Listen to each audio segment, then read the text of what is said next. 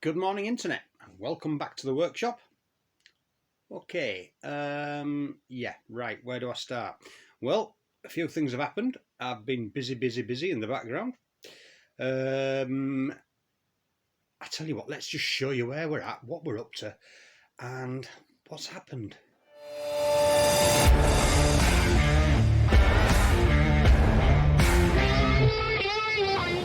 One. Okay, for those of you that have followed this series, you'll be aware that we had the engine in the frame and we were already putting the ancillaries on, but I moved on a bit further than that. I went a bit crackers, really, if I'm honest with you.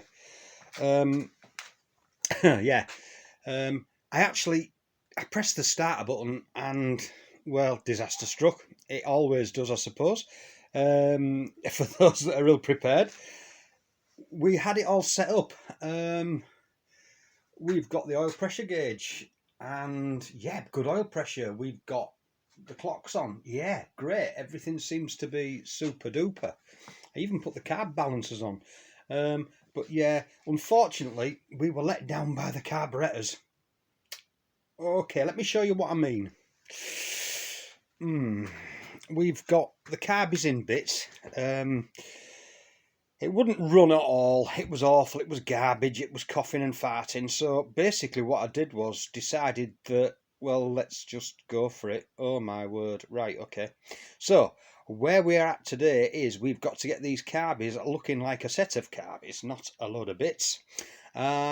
We've got to get our best bit of video magic on to get these little tinkers looking like...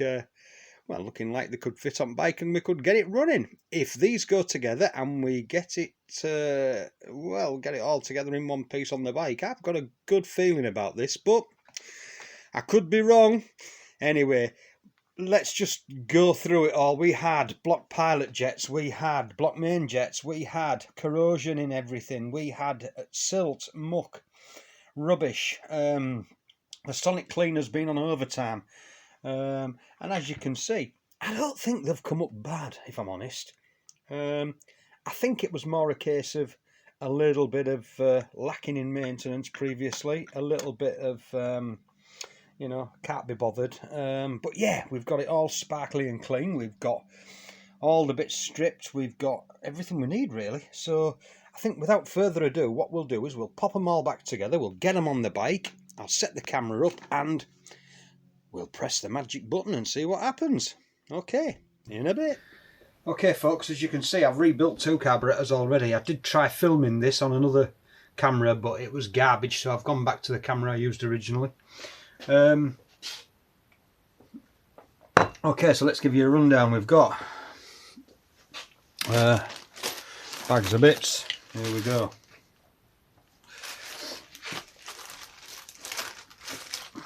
Get the bits out of the bags. Let's get the bits out of the bags and do one carburettor, then you can basically see what's going on. Bits out of the bags. Looks like a lot of bits there. There is a lot of bits. An awful lot of bits.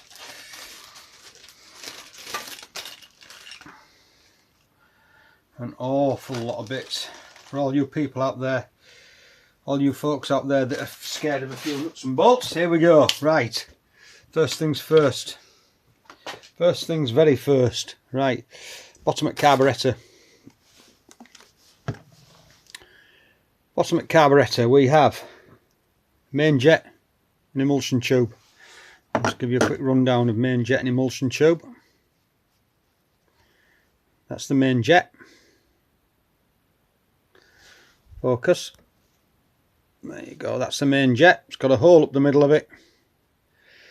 And that's how fuel gets in and out. Now bear in mind your main jet only runs when your carburettor's running on 3/4 to full throttle. That's an emulsion tube.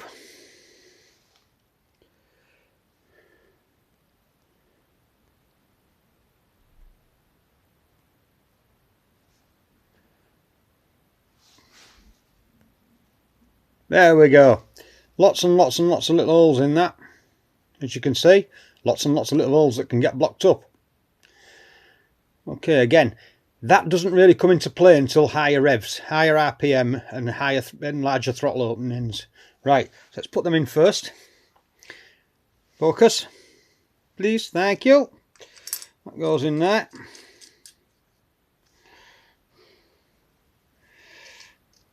That little sucker goes in there. How's that? We need to nip them up. I'm going to find my screwdriver. There it is. Okay. 8mm socket for that. Just don't overdo it. That's magnesium alloy. That's brass. Being ham-fisted, you'll smash it. Right. Tighten the main jet up. Nip it. That's it. Job done. That's all it needs. Okay. Next thing, your pilot jet, which is that little sucker there. I'll put the carb body down while I show you the pilot jet. That is the pilot jet. Okay, again, lots of little tiny holes to get blocked up.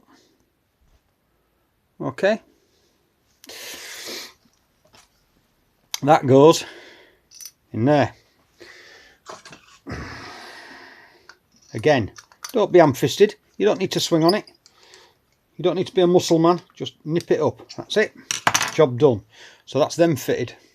Right, next task. We have our float needle valve, which goes in there. Get it on camera. There we go. I'm struggling with this, folks, because I'm trying to do this on my own. There we go, with a static camera. Right, float needle. That's the jet where it goes in. It has a mesh on the back. I'll put that on my hand and the camera might focus better. Maybe not, maybe it won't. Okay, let's do it like that.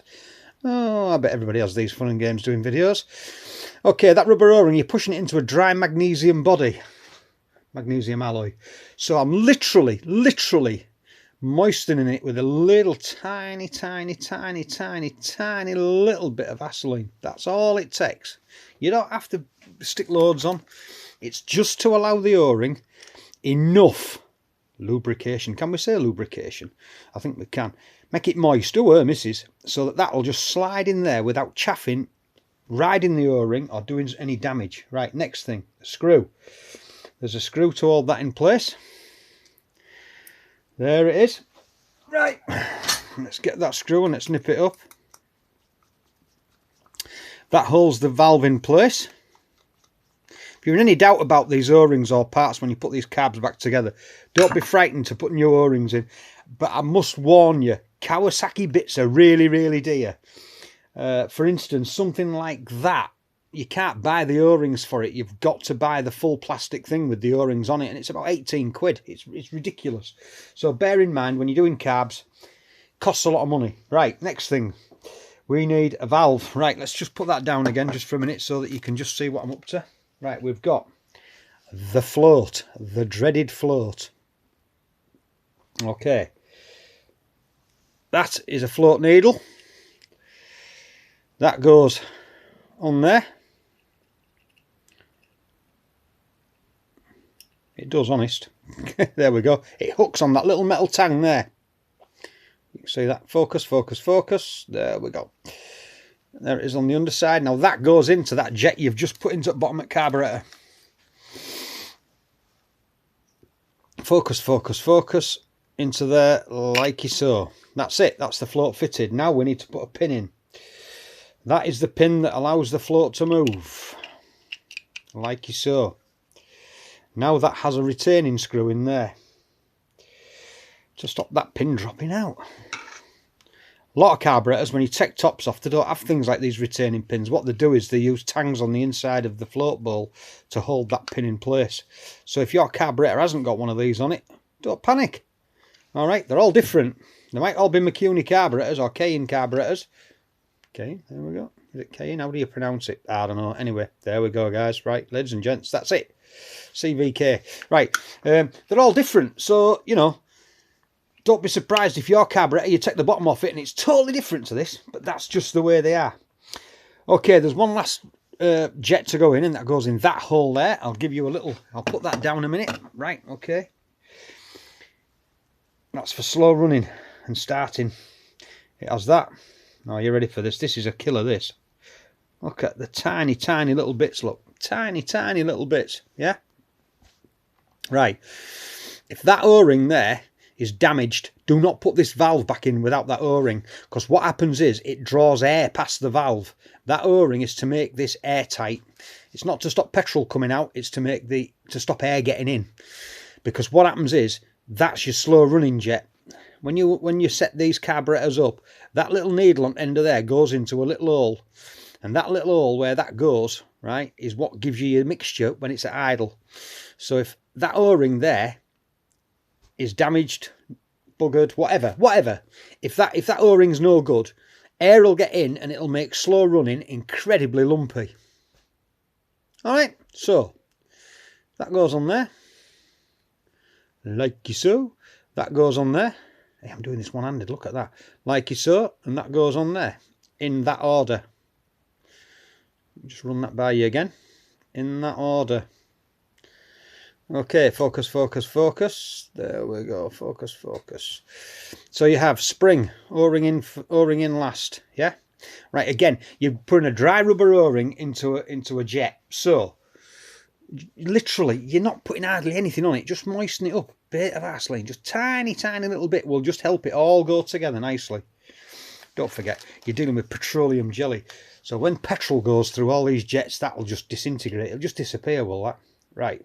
So that goes up. Where am I? I'm not on camera, am I? Way up. Come on, sort yourself out, man. There we go. That goes in there. Okay.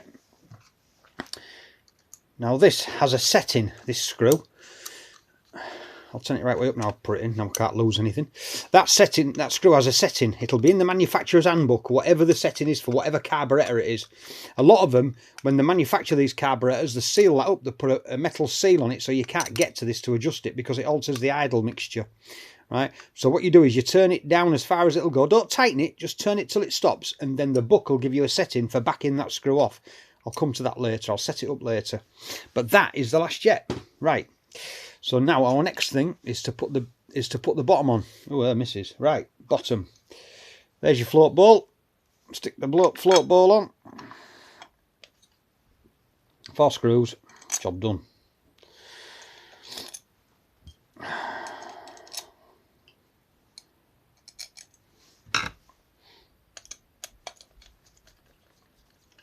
Just wanted to give you folks out there an insight as to what's in these float bowls. Because carburettors seem to be a bit of a dark art with motorcycles. I mean, obviously, since the advent of fuel injection, carburettors have kind of took a back seat. But you often see on classic websites, classic motorcycle blogs, you know, people that do blogs on YouTube, a bit like this. It's always the go-to thing. Oh, it's been stuck for a while. Carbs want cleaning out. Not always necessarily so. I've had several motorcycles over the years where a simple change of a spark plug or a simple unblocking of an air filter can make all the difference. But anyway, back to the plot. So that's your float bowl on there. Next thing is we need the top bits for the carburettor. Well, this is the diaphragm with its piston. Yeah, right. Okay, let me just give you a quick rundown of that. All right, these always look a bit haggard, do these, but yeah, that's in good condition. As long as that diaphragm's not split. If that diaphragm's damaged, you're in deep cuckoo, because these carburetors will not run if that diaphragm, because it's all about air pressure, how these work. Right, that's your needle. That needle goes in the bottom of there, like so. Sticks out, like so. We have the plastic doodah that holds the needle in place. I don't know what they call it, so we'll just call it a doodah. That goes in there. Right, we need to drop that into the carburettor. Like so. Now I'll just turn that right way up so you can see where that needle goes. Actually, maybe I've done this arse about face. No, I haven't. There we are. That needle goes into there, look. So as you drop that piston down, that needle goes into that jet. Well, that's your main jet, where your main jet goes. That's the big one for fuel, is that one. Okay, your little pilot jet at this side. There's some tiny little drillings. You can't see them on camera, really, to be honest. I don't know if it'll work. Let's try it and let's see. I'll tell you what, let's put light on. Hey, put some light on, job. In there are some tiny drillings. I don't know if you can see them there. Fuel comes out of them, and if they get blocked up, it won't run. Okay, so we've got our top on anyway. Back to the plot. We've got our top on. Like that. I'll turn that light off because it flattens battery. Next thing is a spring. Make sure that rubber's in place correctly, because when you put this lid on, if it isn't in place, it'll trap the rubber. It won't work properly. Simple as that. Well, I'll tell you what I haven't done. I'll put that screw in there, folks, because that screw has a special thing, and I'll show you about that in a minute. There we go. Check that out. Right. So our lid goes on there, like that. Holds that diaphragm in place, like that. Right. Screws. Get the screws in. I'll show you what that last screw is.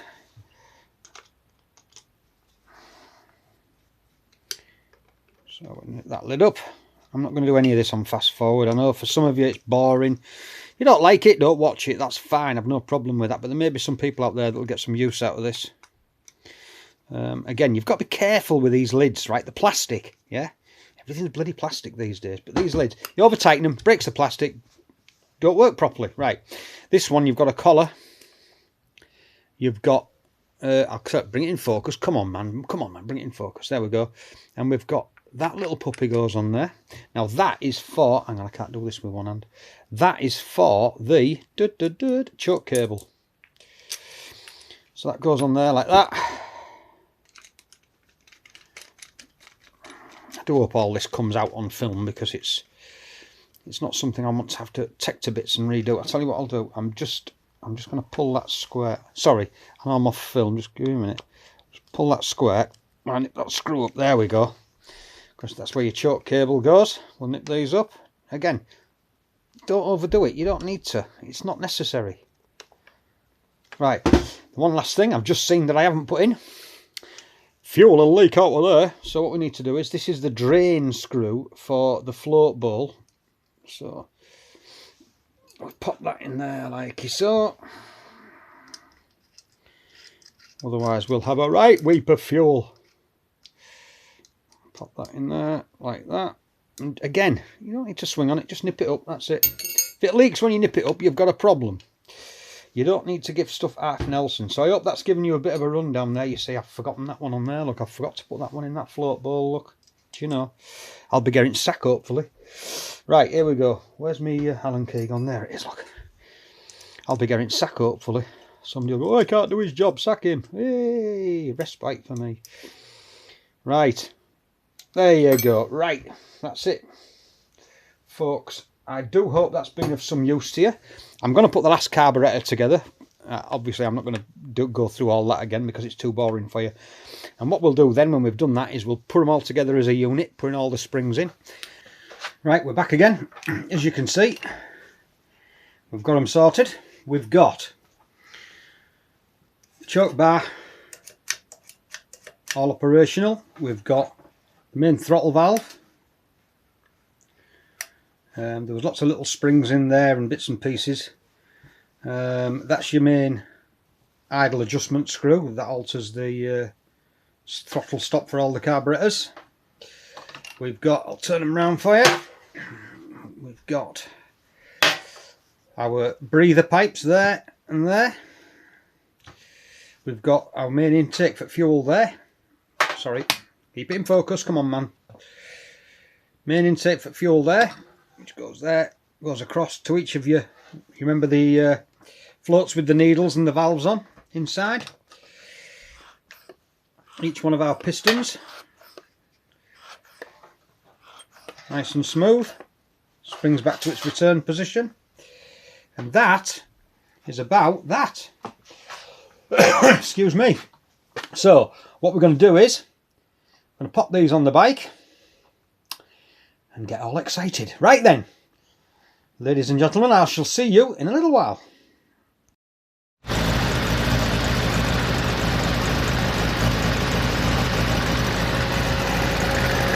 can see the fans just kicked in. Cooling fan, so we're up to working temperature.